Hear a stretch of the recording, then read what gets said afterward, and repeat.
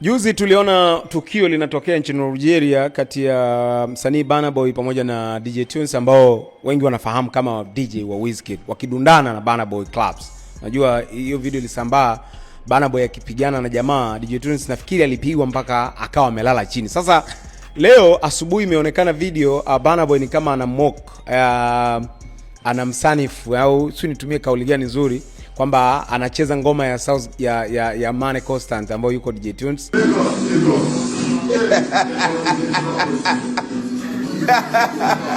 Yuko Wizkid, yuko DJ Maforisa na baadhi ya watu wengine, ni kama yani kejeli fulani, unajua Sasa kauli ya leo ni kwamba umoja wa ma DJ nchini Nigeria umetoa tamko.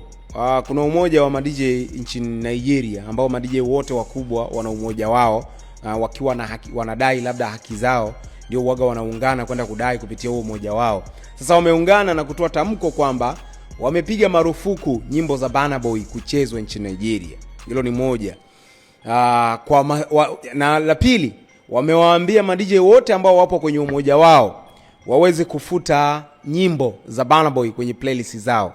Yaani hawataki kucheza nyimbo za Burna Boy. Nafikiri wamedemand mpaka Burna Boy atakapoomba msamaha kwa DJ Tunes. Of course, Burna Boy amekuwa na vipengele vingi sana. Mimi huwa navitumia vile vitu kama ni sehemu ya msanii kukuza brand yake. Mimi huwa naichukulia hata kama tukio liko negative way, mimi nalichukuliaga ni positive way.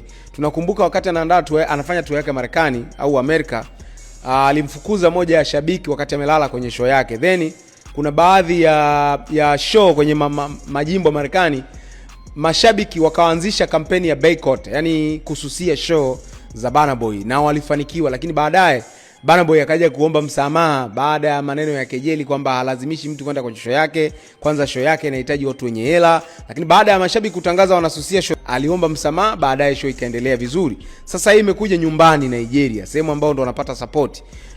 Amempiga DJ Tunes na ma DJ nchini Nigeria wametoa tamko kwamba hawataki kucheza nyimbo za Burna Boy, na watu wanajaribu kuangalia kusoma DJ ndio wanafanya kazi kwenye radio, kwenye station nyingi za radio, so ndio wanahusika kwenye kuplay nyimbo. Sasa watu wanajaribu kuangalia na kuaje, huenda Burna Boy atakuja kuomba msamaha tena au msikaji atakausha, kwa sababu sasa hivi ni msanii wa kimataifa, hategemei nyimbo zake kupigwa Nigeria tu. Unanielewa? Labda unahisi mshikaji anaweza akaja akakaa siku moja akaomba msamaha.